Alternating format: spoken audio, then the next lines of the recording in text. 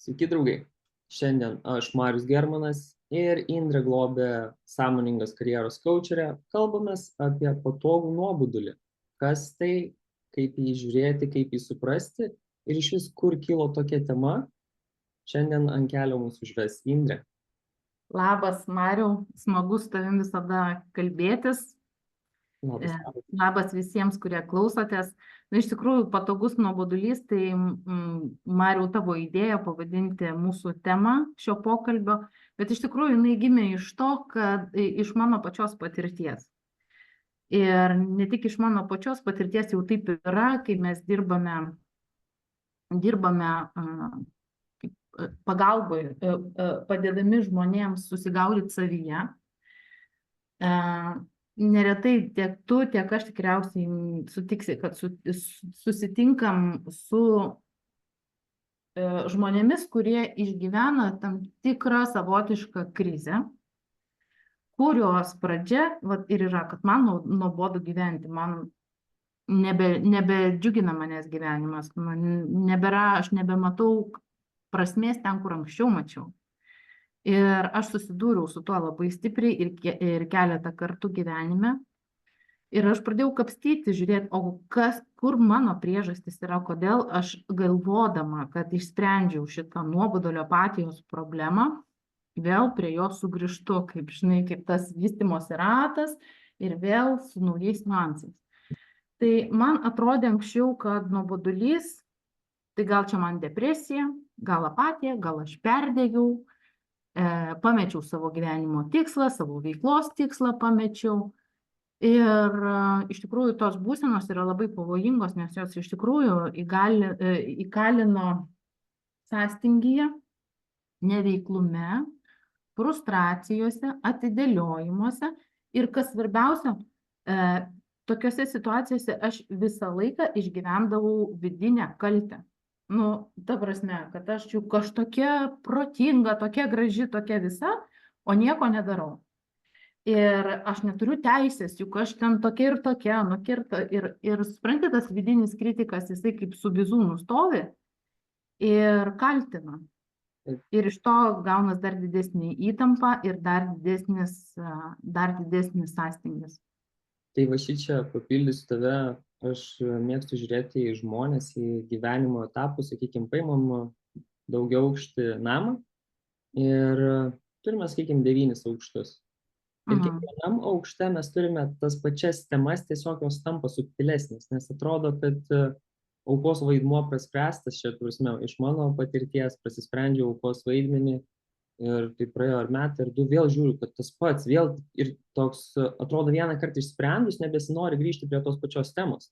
Mes išsprendėm tą temą, kur jinai 100 kg svėrė, dabar reikia išspręsti tą temą, kur jinai 80 kg svėrė, tiesiog kitų kampų, kitų pavydalų, jinai vis tiek slepiasi mano gyvenime. Ir einant į kiekvieną etapą, tarsi, sakykime, esu 3 aukšte ir jau pradeda dominti 4 aukštas.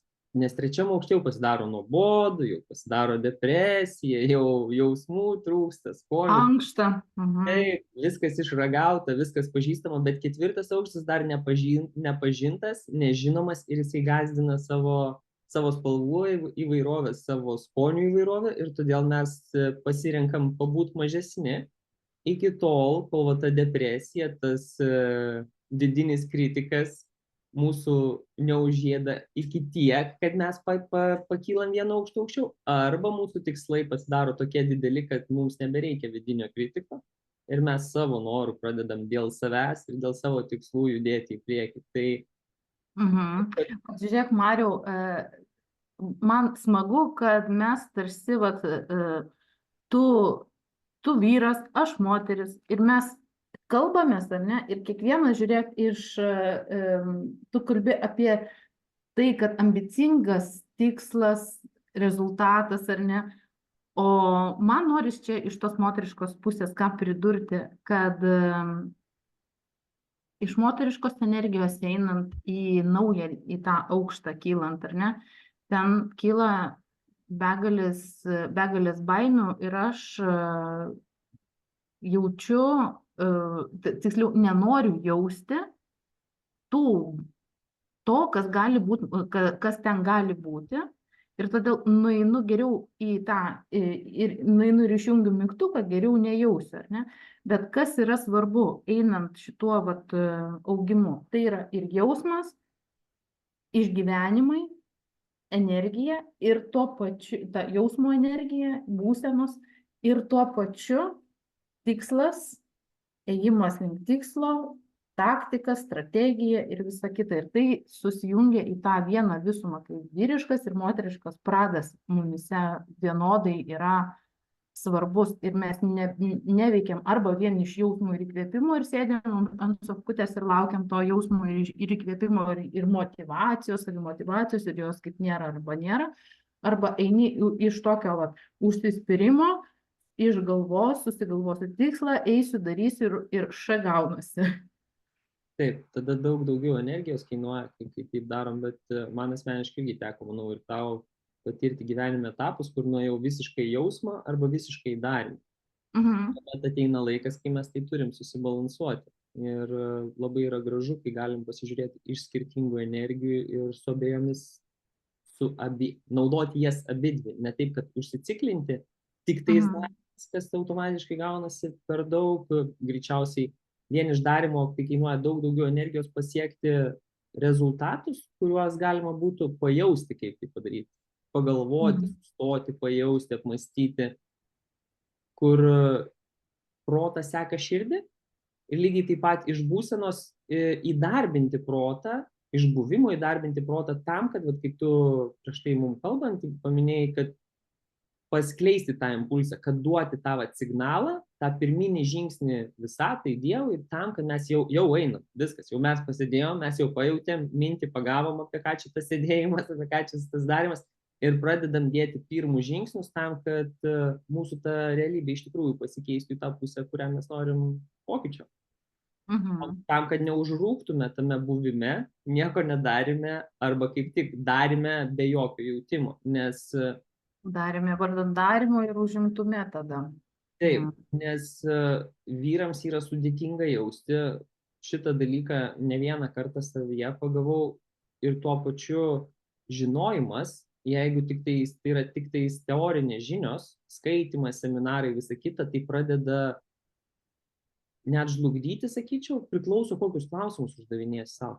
Tačiau, kai žinai daug, bet neįsivaizduoji, kaip tai panaudoti, tai yra tiesiog teorija, mane asmeniškai buvo momentų, kai tai pradeda slėgti, nes žinai, kad reikia, kad taip, ir tada galvoji kokie 9 žingsniai į priekį, po 9 žingsnius kiekvienam iš tų 9 ir tada atsiranda toks susikaustimas, kaip suparalyžuotas, nebegali nieko daryti. Freeze. Kai suvoki, kad tai reikia su saiku naudoti, su atsakomybė naudoti. Nereikia ten tų žinių tiek, kiek tu galvoji, kad reikia vieną žingsnį į priekį. Ir man, Mariau, čia ir yra didžiausia tikriausiai šio etapo pamoka žinoti ir susitaikyti su tuo, kad man užteks žinoti vieną žingsnį į priekį. Kaip tai yra realiai mano veikloje, tai anksčiau man ten planai, žinai, deadline'ai visokie, aš nesakau, kad to nereikia, tas būtina yra, bet vien į tai įsikibti ir neturėti erdvės improvizacijai, tam impulsui, pajautimui irgi yra blogai. Ir kaip, nežinau, paskutiniu metu buvau šiek tiek nutilus socialinėje erdvėje ir pasitraukusi tokią savirefleksiją ir kovą su savimi. Ir aš supratau per tas kovą su savimi, kad kas manyje kovoja. O būtent kovoja protas ir ta sielos dalis, kuri žino, kur man reikėjo jau būti vakar, o aš dar vis šiandien. Esu čia, kur esu. O esu todėl, kad nedrąsu, kad nežinai kaip, kad įsijungia proto automatizmas, todėl, kad, kaip tu sakai, patogu būti ten, kur esi. Ir tas patogus nuobodulys man yra apie tai, kad apie tą pačią metaforą kaip voverė užburtame, nu, tam besisukančiame rate. Ir aš šiandieną grįždama namo irgi pagavau mintį, o kas būtų, jei tas prakeiktas tas voverės ratas staiga sustotų.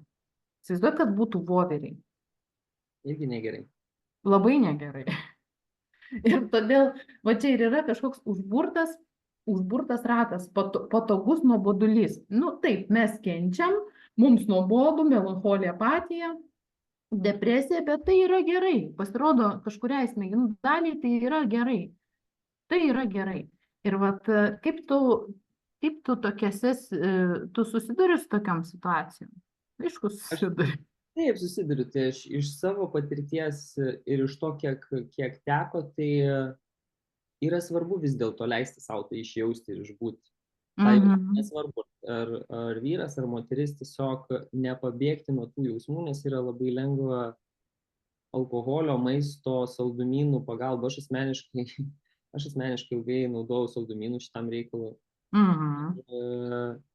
Pakeisti. Pabėgimo kompensacijos tokios tada strategijos įsijungia. O man įsijungia labai didelis nerimas. Esmė tame, kad mes nuo to nepabėgsim. Anksčiau ar vėliau mes tai turėsim atsisukti. Tai jeigu užėjo, tai priimkime, kad ir taip gyvenime gali būti. Kad ir šitą reikia pajausti visų gylių ir visų svorių, kuriuo pas mus jisai atėjo. Nes jisai neatėjo tam, kad mūsų žlugdyti. Neatėjo pas mus tas nuobodulys dėl to, kad viskas jau mes turėtume baigti gyvenimą ir dabar jau bus šakės. Jis atėjo tiesiog pranešti mums žinutę, kad mums atėjo laikas truputį pasižiūrėti kitų kampų, negu pripratom žiūrėti pagal savo dienotvarkę ir savo dienotvarkę įsirašyti porą valandų, atkreipti dėmesį, kas su mumis vyksta. Jo, čia yra tavo receptas, ne, toksai. O aš ką suvokiau, kas man pačiai padėjo, tai aš suvokiau, kad tas nuobodulys tai nėra apie depresiją, vien tik tai nerimą, vien tik tai perdegimą ar ten tikslų pametimą gyvenime. Bet aš, kaip tu sakai, į kitą aukštą lipi, gauni naują užduotį toj pačioj temoj, žinai. Nu, čia kaip 1 ir ten 12 klasė, skirtingos temos. Ir skirtingos užduotis toj pačioj temoj. Ir supranti, ir aš pajutau, kad po nuoboduliu gali slėptis draudimas savo apskritai gyventi pilną krūtinę. Vat kvėpuoti, gyventi, patirti naujus įspūdžius. Nes atrodo, tau negalima. Tu turi pirmą eiti užsidirbti, paskui galėsi eiti ten pramogauti. Apskritai, dabar aš turėsiu tokį, sugalvojau 14 dienų iššūkį žmonėm, kurie būtent ir nori išeiti iš to nuobodulio, atrasti darbo ir poilsio balansą, bet esmė yra kokia? Esmė yra tokia, kad mes turim suvokti, ko mes savo neleidžiam. Ko mes savo neleidžiam. Ir tą patirti naujus įspūdžius, mano atveju aš neleidau, net žinai, kažkuri mano dalis pyko ir nesutiko netgi su formuluotė gyvenimo malonumai. Kas čia per malonumai? Supranti, ir taip atrandi kažkokį savo giluminį bloką ar užstrigimą ar ten įsitikinimą, kuriuo šventai tikėjai ten 40 metų, kad gyvenime negali būti jokių malonumų, supranti. Net kai įgarsini, tai yra baisu ir absurdas, kai tą pradedi suvokti. Ir tą iššūkį ir pavadinau gyvenimo malonumo kung fu. Meistriškumas, žinai, visų pirma, priimti tą gyvenimą, kad gyventi yra kaifas, gyventi yra malonu, yra patirtis, yra įspūdžiai, kurių pasirodo aš savo neleidžiu patirti. Ir kai nėra emocijų, supranti, tai nuobodu, tai ir yra dėl to, kad gyvenimas yra nespalvotas, jis yra monochrominis. Ir emocijos, jausmai būtent ir nuspalvina mūsų gyvenimą. Ir aš labai domėjausi sindromu, toks yra sindromas, nuobodulio sindromas. Tai yra labai panašus į perdegimą. bet jisai būdingas, daugiau būdingas vadovams, kurie turėjo ambicingus tikslus, ten buvo idėjiniai tokie, vienu žodžiu, ir staiga viskas subliūško kaip balionas. Subliūško kaip balionas, bet dėl to, kad nėra įspūdžio. Tai aš čia papildysiu, turim iš tikrųjų sukūrę su Karoliu Stasūnu grupę LDK bendruomenę, kur darom vieną mėnesį 7 dienų iššūkį. Tame iššūkyje žmonės, kurie skiria 25-30 minučių savo ryto, viskas prasideda vakare, bet užtenka skirti iki pusvalanduko, namų sąlygom nieko stebuklingo nereikia tam, kad pasižiūrėti savo ribojančius įsitikinimus ir pastebėti, kas vyksta. Tai aš tą iššūkį dariau jau turbūt 8 ar 9 kartus, tai gyvenimas drastiškai pasikeitė. Ir puikiai prisimenu pirmą kartą, kai man pasiūlė ir pasakiau taip, aš tuo metu dirbau Danijoje ir dirbau fizinį darbą po 10 valandų dienos buvo ir pasakiau taip sportuoti ryte. Tai keldavausi 5 ryto 20 minučių intensyvaus bėgimo ir turėjau malonumą jūroje maudytis. Ir pasakius taip, ir tada prasideda pokalbis galvoj. O tai kam tu čia reikia, o tai negali normalių draugų susirasti, normaliai laus atsigerti, čia nesąmonės bėgioti, taigi tau ir dirbti reikia. Ir šitas balselis, va dabar 9 kartą sakau, gal 8 kartą dariau, ryte atsikėliau, sportuoju, padariau kokį 60% tą, ką planavau, taigi užtenka, taigi nieks nemato, taigi... ir tada, okei, tai vadinasi, aš ir tikslų siekdamas tie 60% turiu tą balselį. Taip, ir tada labai gerai pasimato. Taip, ir tada labai greitai pasimato, ir tada vėlgi stebėjimas, kodėl, su kokia emocija tas sportas vyksta, su kokia emocija šaltas dušas ryte vyksta, kokį pokalbį su savimi, su kokia energija aš tai darau, ar dėl to, kad pasakiau, kad tai darysiu, ar dėl to, kad aš skiriu, tai yra meilė savo. Aš ryte skiriu pusvalandį laiko, investuoju į save, į savo gerbūvį, į tai, kaip aš jausiuosi visą dieną, kiek energijos turėsiu, kaip sugebėsiu būti. Ir antras dalykas, ką aš čia noriu pažymėti, irgi stipriai pas save pagavau, pasižiūrėjau podcastą apie tai, kad būsenos yra, taip jeigu paprastai paėmus, yra dvi. Arba teigiama, arba neigiama. Ir tada, einant mums per gyvenimą, sakykime, vaikystėje, aš per savo prizmę vėlgi praleidus, vaikystėje pripratau bijoti laukti, kad mama grįš, nes buvo momentas, kad aš nors prisidirbdavau. Aš labai mėgdavau laužus virtuvėje ant linoleumo deginti. O Dieve. Tai ten ar tėčio odekolonas, ar popieriaus uždėdavau, žodžiu, sugalvodavau. Ir aš išgirdavau, kad mama grįžta ir aš turėdavau baimę ir įtampą atsirasdavau. Automatiškai pas mane išsivystė toks, kur aš ir gyvenime, jeigu yra kažkokia figūra, tai žmogus vadovaujantis arba į kurį žiūriu kaip į autoritetą, jeigu aš jaučiu, kad jis gali ateiti, pas mane požiūris, aš jau laukiu, kad bus problema. Nesvarbu, ką aš padariau ar nepadariau, pas mane kūno chemija yra susidėliojus taip, kad laukia problemos. Automatiškai iš negatyvo, iš baimės, iš požiūris. Ir šičia su kava praeitą savaitę pagavau, nes aš jau per daug pradėjau su kava eksperimentuoti. Išgėriau ir pastebėjau, kad pasidariau per daug aštrus. Toks per daug aštriai atsakinėju, toks, negražiai jaučiu, kad ne taip aš bendrauju. Ir supratau, kad tai yra kūno, tiksliau proto toks minčių junginys, kuris mane įveda į tą neigiamą būseną, kuriuo aš galiu būti blogas, prasikaltęs ir jaustis taip blogai, kaip mano kūnas vaikystėje priprato. Nes kūnas... Jo, ir čia savo klausytojams galim irgi pasakyti, kad kūnas turi savo atmintį. Ir kaip yra svarbu tuomet, žinoti šitos dalykus. Taip, ir tas pats nuobodulys ir visa kita, tai yra grįžtam. Pavyzdžiui, vėlgi, nuobodulys gali reikšti net tik tiek, kad tu nori daugiau, negu tu pripratęs turėti. Ir jau ten liko 5 žingsniai nužengti, kad tu turėtum daugiau, negu turi.